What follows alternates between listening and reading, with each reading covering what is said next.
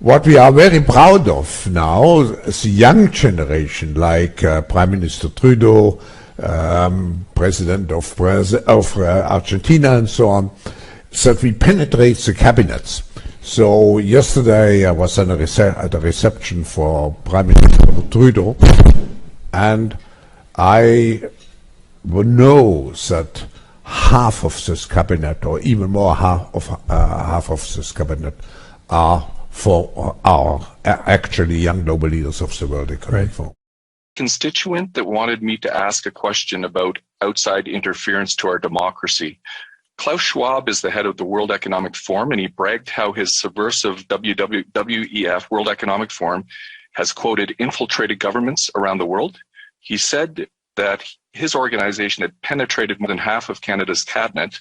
And I was wondering, in the interest of transparency, could the member please name which cabinet ministers are on board with the WEF's agenda? My concern is the deputy. Order. I know the member was in a really good question there, but the audio is really bad, and the video is really bad as well. And I apologize. I don't know if the member. Okay. Meeting after meeting, Prime Minister Justin Trudeau rubbed shoulders with the movers and shakers in Davos. From Facebook to Microsoft executives, billionaire George Soros, and the CEO of Shell.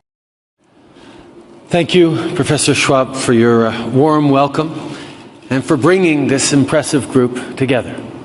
We will see definitively a lot of anger already now, but probably increased by the end of the year, because this crisis will be with us until we really have found a remedy. So we have to prepare for a more angry world, and how to prepare? It means to take the necessary action. We are a peaceful protest.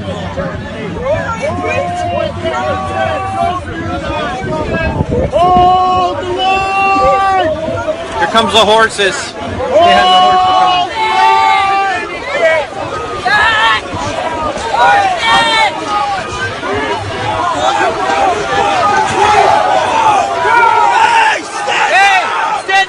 Oh my gosh!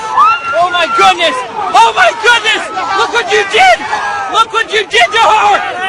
Look what you did to her! Look what you did to her! You trampled on the lady who is inaccessible! Shame on you! Shame on every one of you! Are you breathing a sigh of relief yet? A sigh of relief? No. I never get ahead of myself. I'll breathe every sigh. You know, as Yogi Berra used to say, it ain't over till it's over. The virus raised the roofs. And this one, like all influenza viruses, can change the rules without rhyme or reason at any time. Eventually, what we'll have to have is certificates of who's a recovered person, who's a vaccinated person, because you don't want people moving around the world where you'll have some countries that won't have it under control. Sadly, you don't want to completely block off the ability for those, people to go there and come back and move around. So eventually there will be sort of this digital immunity proof that, will help facilitate the global reopening up. This will be the new normal until a vaccine is developed. Until we find a vaccine, going back to normal means putting lives at risk. We need to produce it and to deploy it in every single corner of the world. Full vaccination of our children and pregnant women. Development of new vaccines, therapeutics and diagnostics. For effectual vaccines and therapeutics are developed.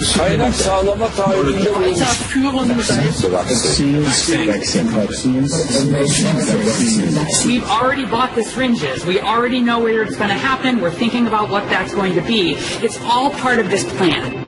You're pushing us against concrete. Well, then you guys stop pushing us against the concrete. Do you not kick? Oh, how am I supposed to move? Oh, but this guy grabbing me. Look at these officers. You're pushing us against concrete. I can't breathe. I can't. I can't. Okay, guys, I'm down.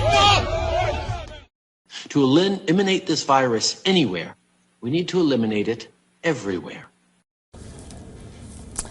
In the past 2 weeks, Justin Trudeau has tried to portray himself as a champion of protesters, the farmers in India. The Canadian Prime Minister has meddled in India's internal affairs twice. On both occasions, he said a lot. But now Justin Trudeau has gone silent. Fingers are being raised at his own government. The government of Justin Trudeau spent billions of dollars of public funds in the name of pandemic aid, but there's no accountability. The Trudeau government refuses to say who got this money, and we're not talking about a small sum. We are talking about $240 billion here, $240 billion. The investigation has been carried out by the Canadian Broadcasting Corporation, or CBC, the National Public Broadcaster of Canada. They have been probing how the Trudeau government distributed financial aid during this pandemic. According to this report, $240 billion have been distributed, but no one knows who got this money. Here is what the report says. The Canadian government has launched more than 100 programs since the pandemic began, but only a few departments have released details of how they are spending this money. There are no details of the individuals, groups or companies which have received government funds. CBC tried to gather this information, but some government departments have been fighting the broadcaster, quote unquote, tooth and nail. The Trudeau government is denying them this information. In other words, billions of dollars have been spent from the public exchequer. The question is, where has this money gone? And the answer is the government's silence. What we are very proud of now is the young generation, like Prime Minister Trudeau, President of Argentina and so on, is that we penetrate the cabinets. So yesterday I was at a reception for Prime Minister Trudeau, and I know that half of this cabinet, or even more half of this cabinet, are for our actually young global leaders of the World Economic Forum. Constituent that wanted me to ask a question about outside interference to our democracy. Klaus Schwab is the head of the World Economic Forum, and he bragged how his subversive WEF, World Economic Forum, has, quoted, infiltrated governments around the world.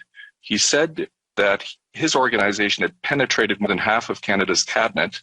And I was wondering, in the interest of transparency, could the member please name which cabinet ministers are on board with the WEF's agenda? My concern is the deputy. Order. I know that the member was in a really good question there, but the audio is really bad, and the video is really bad as well. And I apologize. I don't know if the member. Okay. Why is the camera in my face right now? Are you here partaking? You walk right up now. To you're me. in the red zone. I'm scared. I want to go for a coffee down there. Can I go where's for your a residence, coffee? ma'am? Still being arrested right Do you now. live in this? You're not excluded here, from that. but I'm Where do you live? Alberta. Time for you to leave. I can't even go down there for a coffee. No, go grab yourself in the red zone right now. If you don't leave right now, you will be arrested. Do you understand me? I can't go for a coffee. Grab your stuff, because if we see you, we'll be patrolling all day. If we see you again, it'll be different. Leave. I tell you, take your camera and get out of here. Do you understand that? I'm walking away. Walk away. Your phone doesn't need to be in our face when you're walking away. Go. Are you going to walk, or are you going to get arrested? I was Go walking now. away. Get out of here.